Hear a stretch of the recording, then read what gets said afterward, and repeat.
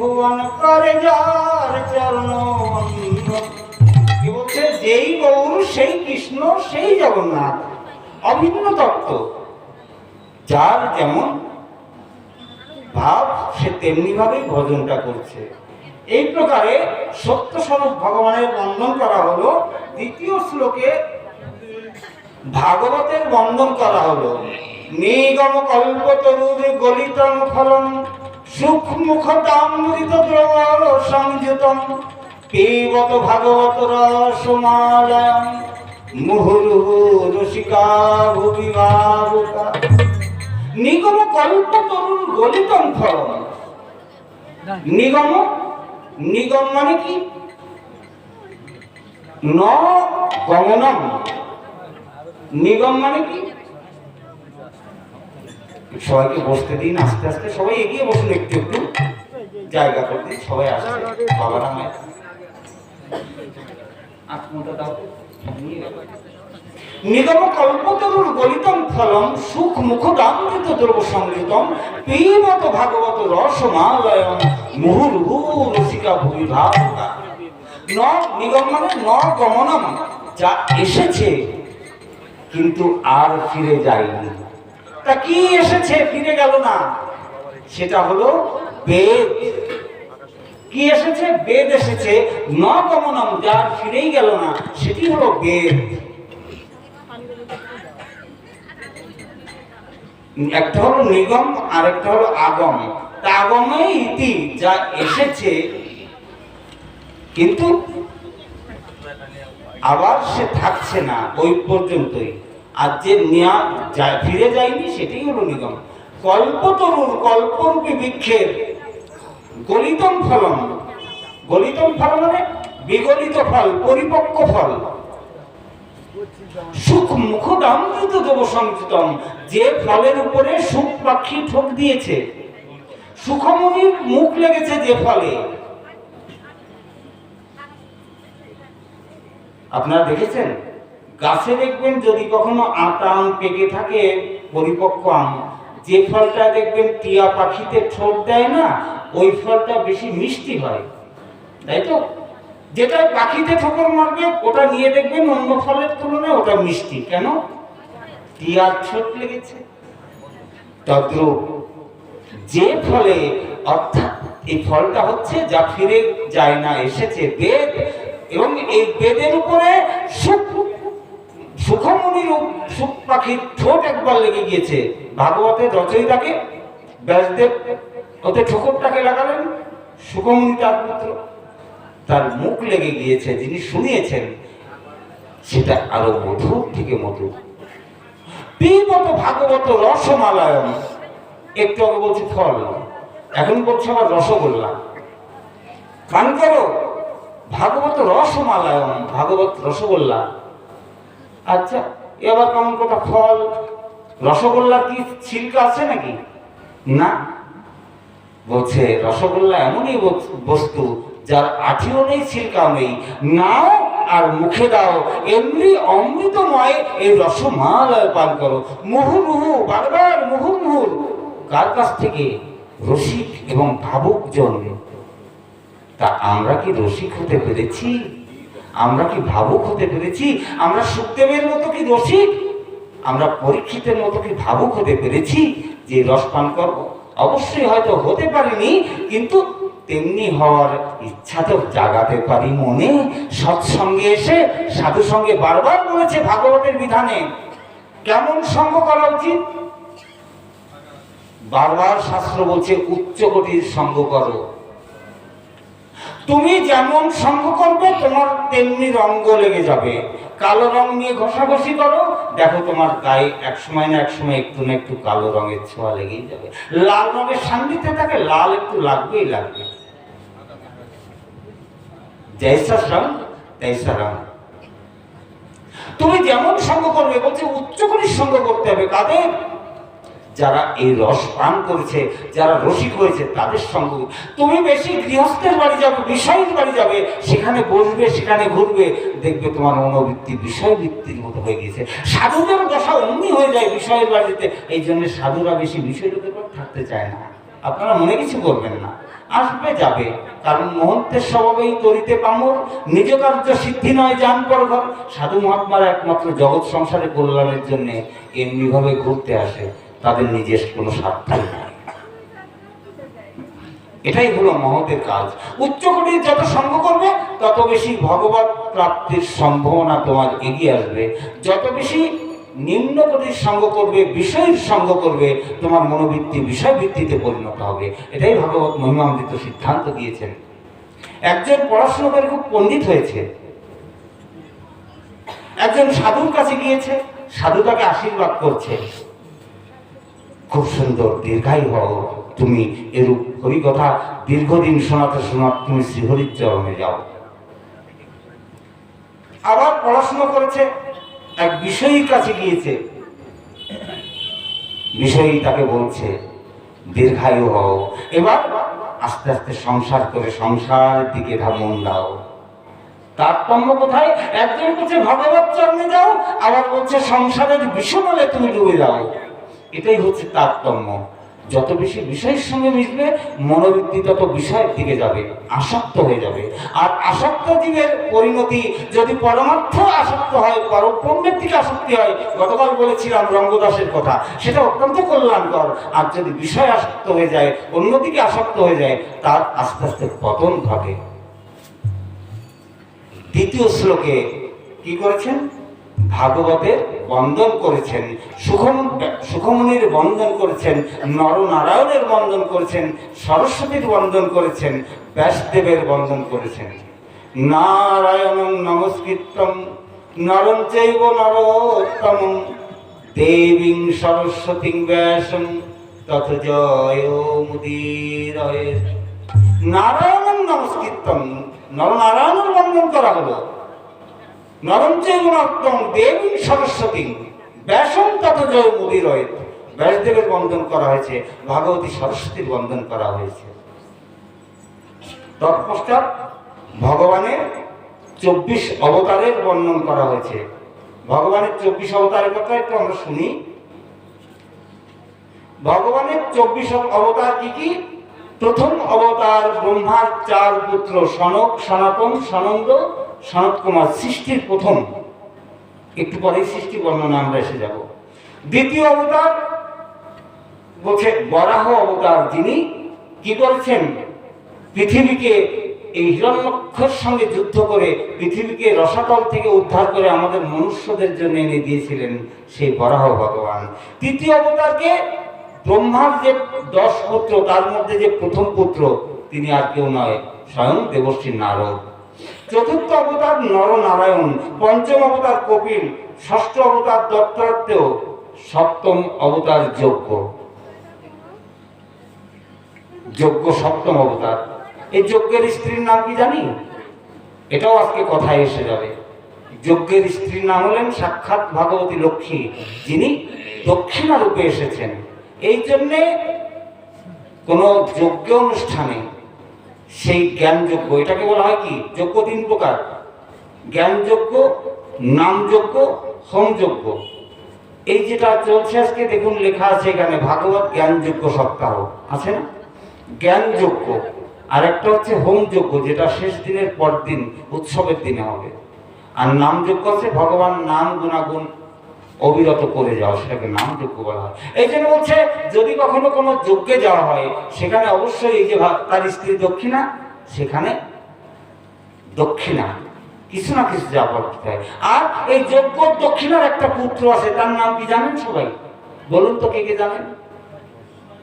এই যজ্ঞ আর দক্ষিণার একটা পুত্র আছে, তার নামটি হলো ফল। এই জন্যে এই যজ্ঞ এবং দক্ষিণার যদি মিলন হয়ে যায়, সেই স্থলে যদি কেউ সেই কর্ম করেন, তাহলে তাদের অবশ্যই কিছু না কিছু ফল প্রাপ্তি হবে। অষ্ট অবতার ঋষভ, নবম অবতার পৃথু, দশম অবতার মৎস্য, 11তম অবতার কুর্ম, 12তম অবতার ধন্যান্তরী, সব এসে যাবে পরপর ভাগবত কথার ভিতরে। 13তম অবতার মোহিনী, 14দশ অবতার নরসিংহ, 15দশ অবতার বামন, 16 অবতার পরশুরাম,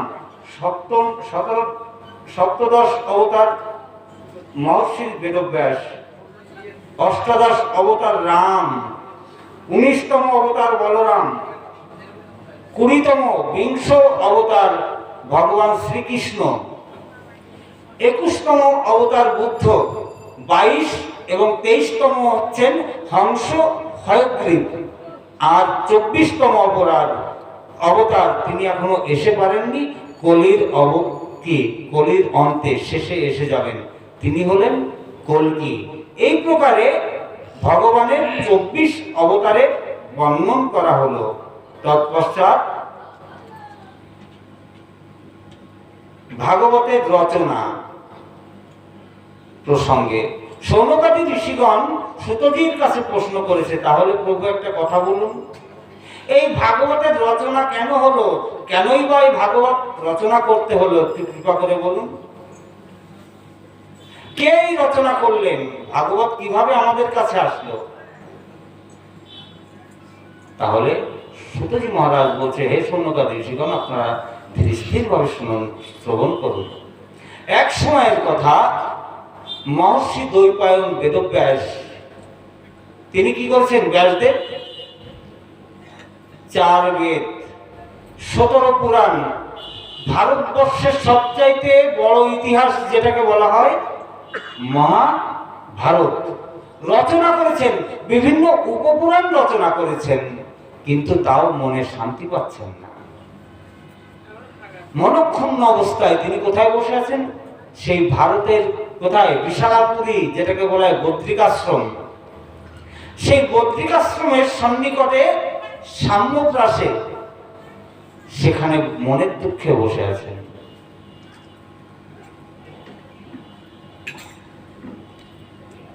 এমনি সময় দেবর্ষি নারদ সেখানে উপস্থিত হয়েছেন। দেবর্ষি নারদ বলছেন, হে মহর্ষি, আপনি মনক্ষুণ্ণ কেন, আপনার দুঃখের হেতুটা কি? নারদ দেবর্ষি কি করছেন, ব্যাসদেব দেবর্ষি নারদকে দেখিয়ে তার চরণে প্রণাম করেছেন।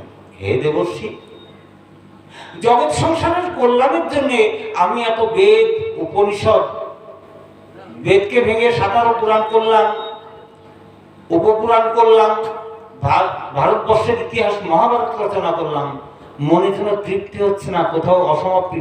এগুলো কেন করলেন বেদব্যাস? সাধুদের সহজতাই, নিজের সুখের জন্য নয়, জগৎ সংসারের কল্যাণের জন্য এগুলো রচনা করেছেন। তারপরেও মনে হয় অতৃপ্ত আমার মন, অসমাপ্তি কিছু আছে, শান্তি পাচ্ছি না। দেবর্ষি নারদ বলেছেন, আপনি যত গ্রন্থ রচনা করেছেন তার ভিতর কি কি আছে? বলছে ধর্ম, অর্থ, কাম, মোক্ষ। খেয়াল করে শুনবেন। মোক্ষ মানে কি? মোক্ষ যোগ অর্থাৎ মুক্তি। ধর্ম, অর্থ, কাম, মুক্তি, এগুলো সবই আমি রচনা করেছি, কিন্তু অশান্তি, অসন্তোষ মনে। দেবর্ষি নারদ বলছেন, ও তাহলে এটাই আপনার দুঃখের কারণ? তাহলে তো তুমি, হে মহর্ষি, তুমি তো আসল বস্তুটি লেখো নাই। এই জন্য বলছে শাস্ত্রে বারবার, ভক্তি মুক্তি পিশাচীর সমান। কৃষ্ণ ভক্ত কখনো ভক্তিও চায় না, মুক্তিও চায় না। হে প্রভু, যদি বারবার দাও, জন্ম হয় বারবার, তুমি তোমার চরণে সেবার অধিকার যেন আমি লাভ করতে পারি। এই জন্ম থেকে শুরু করে পর জন্মে তোমার চরণ সেবার অধিকার যেন পাই। আমি মুক্তি চাই না, আমি সেবার অধিকার চাই। কৃপা করে তোমার সেবার যোগ্যতা দিয়ে, সেবার অধিকার দিয়ে রেখো। আমাদের কলিযুগ পাবন অবতার শ্রীমান মহাপ্রভু আমাদের ভজনের জন্য অন্য যুগের ভগবান যা দেন নাই, সেই বস্তু দিয়ে গেছেন। কি?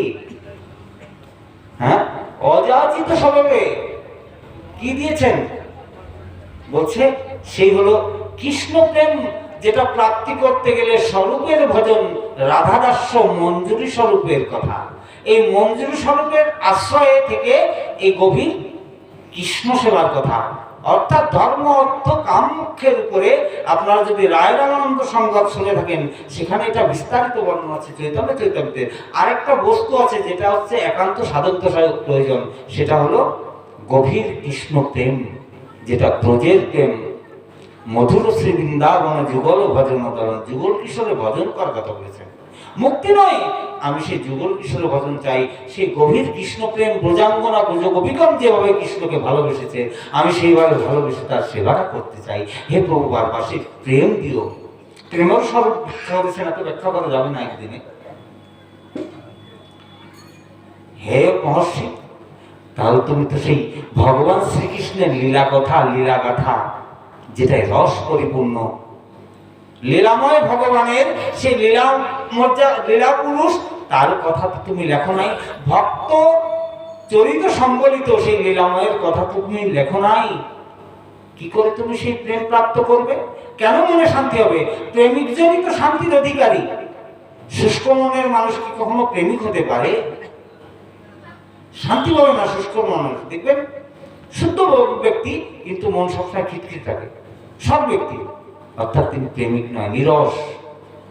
রস নাই যার, এই জন্য রসিক জন। এই যে বলছে বিগত ভাগবত রসমালয়ম মুহুর্মুহু রসিকা ভূমিভাব, একমাত্র রসিক বস্তু, রসিক জনই একমাত্র রস প্রদান করতে পারে। সে রসটা কি? সুগভীর কৃষ্ণ প্রেম। ধর্ম অর্থ কাম মুখের পরে পঞ্চম এবং পরম পুরুষার্থ বলা হয়েছে এই কৃষ্ণ প্রেমকে। সে প্রদান করতে সামর্থ্য হয় এই অগভীর মানে কৃষ্ণ প্রেম, যার কোনো মানে গভীরতা শেষ করে পারা যায় না। এত পরিমাণে গভীর, সুগভীর এই কৃষ্ণ প্রেমের কথা বলছি। তুমি কি সেটা লিখেছ? না তো। তাহলে কি করবো? তাহলে এটা তো আমি জানি না, শুনিনি। তাহলে কি করে হবে? এই বস্তুটা জানতে হবে। তাহলে এই বস্তুটা কে জানে? তার কাছে জানতে হবে। আমি প্রেমের পুঁথি তো বললাম না, প্রেম করা কিভাবে শিখবো? এটা তো জগৎ সংসারের প্রেম নয়। দুদিনের জন্য ঠুনকো কাচের চুড়ির মতো ভেঙে গেল, কাচের গ্লাসের মতো ভেঙে গেল। বলছে এ প্রেমে যা পড়েছে সে একেবারে ফেসেই গিয়েছে, সে আর বেরিয়ে যেতে পারে না। এটাই হলো প্রেম।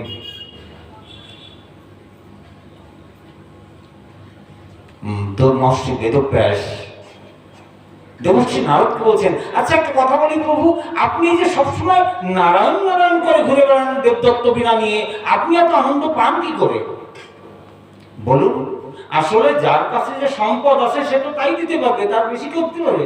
একজন, আমি বৈষ্ণবী বা বৈষ্ণবের নিন্দা করছি না, একজন শিব ভক্ত, মায়ের ভক্ত, তারা বৈষ্ণবীর সেবা করছেন, তো ঠিক আছে, কিন্তু তারা কৃষ্ণ প্রেমের কথা, মা এবং পরম কৃষ্ণ ভোলে বাবা তিনি সর্বগোচর, এই ভাগবত তার, এবং ভাগবতে তার কথা বিহীন কোনো কথা নাই। কিন্তু তার ভক্তরা কি কৃষ্ণ প্রেমের কথা বলতে পারবেন? যার কাছে যে সম্পদ আছে একমাত্র বৈষ্ণবগণই, কৃষ্ণ মন্ত্রে বিষ্ণু মন্ত্রে যারা আশ্রিত হয়েছেন তারাই প্রেমের খবর জানতে পারবেন, তাও কি একমাত্র রসিকজন। তাহলে হে দেবর্ষি, আপনার ভিতরে এত আনন্দ কোথা থেকে আসে? কৃপা করে বলুন। মহর্ষি দেবর্ষি নারদ, তাহলে শোনো হে মহর্ষি বেদব্যাস। শুরু করলেন তার পূর্বজন্মের কথা। নারদের পূর্বজন্মের কথা বলছেন। আমি এক জন্মে প্রেমিক হইনি, পূর্বজন্মে আমি ছিলাম এক দাসী পুত্র, আমার নাম ছিল রামদাস। নারদের পূর্বজন্মে কি নাম ছিল? রামদাস, এক দাসীর পুত্র ছিলেন। আমাদের ওখানে প্রতি বছর চাতুর্মাস্য ব্রত করার সময় তাবু করে সেখানে বৈষ্ণবগণ এসে যেতেন আমাদের এলাকায় প্রতিদিন, প্রতি বছর সেখানে বৈষ্ণবগণ তাবু করে চাতুর্মাস্য ব্রত পালন করতেন। এলাকার লোক কি করেছিল, আমার মা যেহেতু দাসীবৃত্তি করতেন, ওই সাধুদের সেবায় আমার মাকে নিয়োগ করেছিলেন। আর আমার মা কি করতেন, সাধুদের প্রসন্নতার জন্য প্রতিদিন এই পুষ্প কানন থেকে পুষ্প চয়ন করে, গোশালা থেকে গো দহন করে, দুগ্ধাদি এবং জঙ্গল থেকে কাষ্ঠাদি আহরণ করে এই সাধু মহাত্মাদের সেবা করতেন। আমি তো খুব ছোট, আমি মায়ের সঙ্গে যেতে পারতাম না। মা আমাকে রেখে গিয়েছিলেন ওই সাধুদের আশ্রমে। আমি সবসময় সাধুদের কাছেই থাকতাম। সাধুরা প্রতিনিয়ত সর্বক্ষণ গীতা, ভাগবত ইত্যাদি ইত্যাদি এবং সদা সর্বদা তারা ভগবান শ্রীহরি শ্রীকৃষ্ণের লীলা কথা সবসময় আলোচনা সমালোচনা করতেন এবং পাঠ করতেন। আর আমি না, ওটা শুনতে শুনতে আমি যেন কেমন দেহটা অবশ হয়ে যেত যদ্যপি আমি ছোট। সাধুরা এই লীলা কথা বলতে বলতে তাদের অশ্রু বিগলিত, কখন যেন সাধুদের ওখানে থাকতে থাকতে আমার নিজেরও অশ্রু বিগলিত হওয়া শুরু করলো। আমি বাইরে 2 দিন 4 দিন এমনও হয়ে গেলাম, বাইরে শৌচক্রিয়াও আমার বন্ধ হয়ে গেল, বাইরে শৌচক্রিয়ার কথাও মনে পড়লো। ক্ষুধা থাকতো না, সাধুদের ওখান থেকে বেরোতেই পারলাম না 4 মাস। সাধুরা কথা শোনাতেন, আমি কথা শ্রবণ করতাম। সাধুরা প্রসাদ পেতেন, প্রসাদ পেয়ে উঠে গেলে আমি তাদের পাতা থেকে উচ্ছিষ্ট এই প্রসাদ মহাপ্রসাদ গুলো নিয়ে জড়ো করে নিজে আস্বাদন করতাম এবং হৃদয়কে পরিপূর্ণ পরিতৃপ্ত করতাম। সাধুরা দেখতাম একজন আরেকজনকে প্রণাম করছে, এক সাধু চলে গেলে আরেক সাধু কি করতো, তার চলে যাওয়ার পর থেকে পদধূলি মাথায় নিতেন। আমি কি করতাম, অত তোলাতুলি নেই, নিজেই সাধুদের চলার পর থেকে ওই তাঁবুতে গিয়ে গড়াগড়ি করতাম, অঙ্গে সাধুদের চরণ ধুলি মাখতাম। দেখতে দেখতে 4টি মাস কখন যে ফুরিয়ে গেল আমার জীবন থেকে আমি বুঝতেই পারলাম না। 4টি মাস বিগত হয়েছে, সাধু মহাত্মারা চলে যাবেন। আমি কান্নায় ভেঙে পড়লাম, হে মহাত্মা, আমাকে নিয়ে চলুন আপনাদের সঙ্গে। আপনাদের বিহনে, আপনাদের বিরহে আমি এই দেহ আর রাখতে পারবো না, আমি থাকতে পারবো না। এত ছোট বাচ্চা, সে বলছে আপনাদের বিরহে, আপনাদের বিহনে আমি থাকতে পারবো না। মহাত্মাগণ তাকে উপদেশ দিলেন, হে রামদাস, তুমি এখনো খুব ছোট, তোমার দ্বিতীয় কোনো ভাই নেই, তুমি কি করে যাবে? না না, আমি জানি না, আমাকে যেতে হবে। আচ্ছা রামদাস, তোমার যদি আরেকটা ভাই থাকতো তোমার মাকে দেখার জন্য, তাহলে তুমি যেতে পারতে। থাকো মায়ের কাছে, মা যতদিন জীবিত আছে, মা না যখন থাকবে তখন তুমি চলে যাও আমাদের কাছে। আমাদের জন্মের পর সবাই শুনবে, আমাদের দেব ঋণ, ঋষি ঋণ, মাতৃপিতৃ ঋণ, মুখ্য 3টি ঋণ থাকে। আরো অনেক ঋণ আছে, অনেক ঋণ আছে, মুখ্য 3টি ঋণ। দেবতাদের কাছে আমরা ঋণী আছি, তাই পূজা অর্চনা করতে হয়। ঋষিদের ঋণ, ঋষি ঋণটা কি? আমরা কেউ বলি আমি আলম্বন গোত্র, কেউ বলি কশ্যপ গোত্র, কেউ বলি গৌতম গোত্র, কেউ বলি ভৃগু গোত্র। এরা কারা? এরা হচ্ছে পূর্ব ঋষিগণ। ওই যে ব্রহ্মার একটু পরে এসে যাব, এই 10 জন পুত্র, এরা সবাই ঋষি। এরাই আমাদের কাছে সনাতনকে পৌঁছে দিয়েছেন। সনাতন, আজকে ওই ঋষিরা আমাদেরকে, সনাতনের ধারক বাহক ওই ঋষিরা। তাহলে যিনি আমাদের এই ধারক বাহক, তাদেরকে ঋণ আছে না? তাদের ঋণটা তো শোধ করতে হবে। এই জন্য ঋষি তর্পণ করতে হয় জলে গিয়ে, যখন স্নানে যাই বা কোনো তীর্থে যাই ঋষি তর্পণ করতে হয়। মাতৃপিতৃ ঋণ, বাবা এত ঋণ, মায়ের বাবা ঋণ কে শোধ করতে পারে? হাত তোলো তো। কেউ নাই। মায়ের 1 ধার দুধের ঋণ তো শোধ করা যাবে না, তাহলে এত ঋণ কি করে শোধ করবে? তাই রামদাস, তোমার মায়ের কাছে তোমার ঋণ আছে, যতদিন মা জীবিত আছেন, তোমার অন্য ভাই থাকলে নিয়ে যেতাম, তুমি থেকে যাও, যখন প্রাপ্তি হবে চলে যাও। সাধুরা চলে গিয়েছেন, রামদাস এখন অপেক্ষায় আছে। কিসের অপেক্ষায়? তাহলে কি এই গোবিন্দের কথা, সাধু সঙ্গের ভিতরে বাধা আমার মা। আজকে মায়ের জন্য আমি সাধু সঙ্গ করতে পারছি না, গোবিন্দের পথেও এগোতে পারছি না। কি করি? সারাদিন ওই একই চিন্তা, সাধুদের চিন্তা, আর আমার সাধু সঙ্গ করার পথে প্রতিবন্ধ কি মা হয়ে রইলেন। আচ্ছা, রামদাসের এত প্রেম জন্মালো কি করে? বৈষ্ণবের উচ্ছিষ্ট তাহে মোর মনোনিষ্ঠ, তর্পণ মোর বৈষ্ণবের নাম। বলছে বৈষ্ণবের উচ্ছিষ্ট যে পান খেতে পারে, বৈষ্ণবের চরণ ধুলি যে অঙ্গে লাগাতে পারে, আর বৈষ্ণবের পদধৌত জল, হ্যাঁ, পদরক, পদরেণু আর উচ্ছিষ্ট, 3টি হচ্ছে ভজন পথের মূল সম্পদ। আপনারা শুনে নিন, এটা জোর করে পাওয়া যায় না, অত্যন্ত চালাকি করে এগুলো অর্জন করতে হয়, নিতে হয়। এই 3টি প্রাপ্ত করেছে 4 মাস, এই জন্য পরিপূর্ণ হয়ে গেছে, রসে আপ্লুত হয়ে গেছে ছোট বালকটির। সাধুরা চলে যাওয়ার পর রামদাস এখন চিন্তা করে, তাহলে মা কবে প্রাপ্তি হবে? তবেই তো সাধুদের কাছে ভালো লাগে না। আমাদের তো ছোট বয়সে বাচ্চাদের খেলাধুলা ভালো লাগে, ভালো লাগছে না। সারাদিন ভগবানকে বলে মা থাকছে, আমি যেতে পারছি না তোমার সৎসঙ্গে। একদিন কি হয়েছে, মনের ইচ্ছা ভগবান শুনে নিয়েছেন। সন্ধ্যার সময় মা দুগ্ধ দহন করে আসছে, সাধুরা তো চলেই গেছে। এমনি সময় পথিমধ্যে কালসর্প মাকে দংশন করেছে। সেখানে মায়ের বিয়োগ হলো। রামদাস, আমরা কি করি, কেউ প্রাপ্তি হলে কান্নায় ভেঙে পড়ি, তাই তো? মায়াবাদী জীব তো আমরা। আর রামদাস মনের আনন্দে নৃত্য করছে, আজকে আমার খুশির দিন। কেন বলে, এবার আর ভগবান আর সাধুদের সঙ্গ করার মধ্যে আমার বাধা দেওয়ার আর কেউ নেই। কিন্তু না, মায়ের অন্ত্যেষ্টিক্রিয়া করে আজকে রামদাস মনের আনন্দে সাধুদের কাছে সাধু সঙ্গে চলে গিয়েছেন। সেখানে গিয়ে সাধুদের আস্তানায় ভজন করতে করতে বার্ধক্য দশা এসে গিয়েছে। জঙ্গলে কুঠিয়ায় ভজন করছেন, এমনি সময় ভাবছেন এতটা পৌরত্ব এসে গেল, বার্ধক্য এসে গিয়েছে, কই প্রভুর দর্শন তো মিলল না। দুঃখী হয়ে আছেন মনে। তাহলে দেহ রেখেই লাভ কি?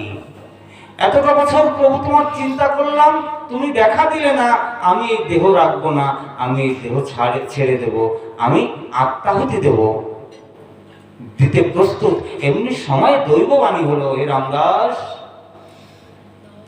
এ দেহের মালিক কি তুমি? এই পঞ্চভৌতিক দেহ প্রাপ্ত করেছে, মনুষ্য দেহ প্রাপ্ত করেছে, মনুষ্য তনু প্রাপ্তি হয়েছে একমাত্র ভগবানকে প্রসন্ন করার জন্য, ভগবত প্রাপ্তির জন্য। কেন ছেড়ে? তাহলে প্রভু আসছো না কেন? বলছে তোমার দৃষ্টিটা একটু সূক্ষ্ম হোক, পূর্ব অর্জিত পাপ রাশি ক্ষয় হয়ে যাক। অবশ্যই, তবে আমি কথা দিচ্ছি রামদাস, এই জন্মে তুমি আমার দেখা পাবে না। অচিরাতে মহাপ্রলয় হবে, আর সেই প্রলয়ের পর তুমি ব্রহ্মার প্রথম পুত্র রূপে জন্ম নেবে, এবং জন্ম নেওয়ার পর যখন ইচ্ছা তো শুধুই তুমি আমার কাছে যেতে পারবে, যখন ইচ্ছা তখন যেতে পারবে। দেখতে দেখতে মহাপ্রলয় সৃষ্টি হলো। সেই মহাপ্রলয়ের মধ্যে সবকিছু বিলীন হয়ে গেল, গ্রাসে নিমজ্জিত হলো। নতুন চারিদিকে জল আর জল, নতুন সৃষ্টি শুরু হলো। সেই সৃষ্টিতে ভগবান সৃষ্টি রচনা করলেন ব্রহ্মা, আর এই ব্রহ্মার প্রথম পুত্র রূপে 10 পুত্র, এই 10 পুত্রের প্রথম পুত্র রূপে নারদের সৃষ্টি হলো। এইভাবে সৌনকাদি ঋষিগণ কি করেছেন? এই নারদ ঋষি কি করেছেন? দেবর্ষি নারদ মহর্ষি বেদব্যাসকে তার পূর্ব লীলার কথা বলছে। আমি এইভাবে আমি সদা সর্বদা শ্রীহরির কথা শ্রবণ করতে করতে প্রেমরস অর্জন করেছি, তাই আমার এতই আনন্দ। দেবর্ষি নারদ কি হয়েছে? সৃষ্টিতে ব্রহ্মার প্রথম পুত্র, দেবতারা তাকে একটা বীণা দিয়েছে, আর সেই বীণা নিয়ে নারদ আজকে সদা সর্বদা কি করেন? শ্রীমন্নারায়ণ নারায়ণ নারায়ণ নারায়ণ নারায়ণ।